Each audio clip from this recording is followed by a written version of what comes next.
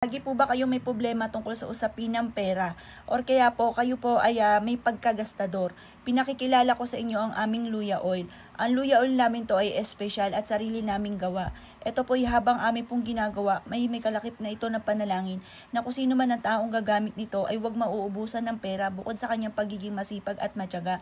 May patutunguhan ng kanyang pagiging masipag at matyaga at maging matagumpay at yumaman kung sino man ang tao na gagamit nito. Ito ay paulit-ulit na panalangin kung sino man ang tao na gagamit nito. At ganoon din po mga bossing ko, may dahon siya ng laurel for only wishes, for the victory ng inyong po mga pinapangarap. Ito po mga bossing ko, iahaplos nyo lamang po tuwing umaga sa inyong pong palad. At tutulungan kayo nito na maka-attract kayo ng swerte. Ganito po ang pagwiwish. Haharap ka sa gawing silangan at magwiwish po kayo. Maraming pera ang darating sa akin at kailanman na hindi na ako mauubusan ng pera. Siksik-liglig at umapot, maraming blessing ang darating sa akin. Hindi na ako mamumblema sa pera at makakabayad na ako sa lahat ng aking mga pagkakautang. Araw-araw ang pera mismo ang kusang lalapit sa akin.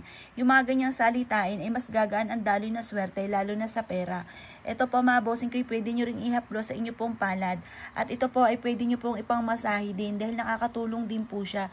May pagka mainit-init po ang ating pong langis ng luya. Yan po mga bossing ko, itutulungan ka para kung ano man yung buhaya sa palad po ninyo na siya nagiging dahilan kung bakit gaano kadaming pera man ang dumadampi po dito ay ubos ng ubos. Parang may kumakain lagi ng pera po ninyo. Kaya mainam ay magpahid ka po ng luya upang sa ganon ay mag-close ko ano man po yung buhaya po dyan sa palad po ninyo na siyang laging kumakain ng pera. Ang ibig sabihin po niyan ay may pagkagastador po kayo. Yan po mga bossing ko ay magdudulot sa inyo ng swerte at magmamagnet po ito ng swerte. Pwede nyo ritong gamitin sa mga tao na may masakit na kasukasuan. Yung laban laging kayo po ay parang nirarayuma or kaya po ang sakit ng inyo po mga joints. Yan po ay para hindi mauwi sa maprosen po yung inyo po mga joints.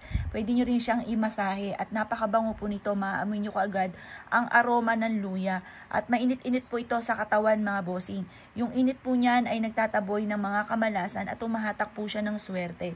Subukan nyo po na mag-avail po sa amin. Ang ganito po namin na langis ng luya na may dahon ng laurel ay nagkakahalaga lamang ng 75 pesos.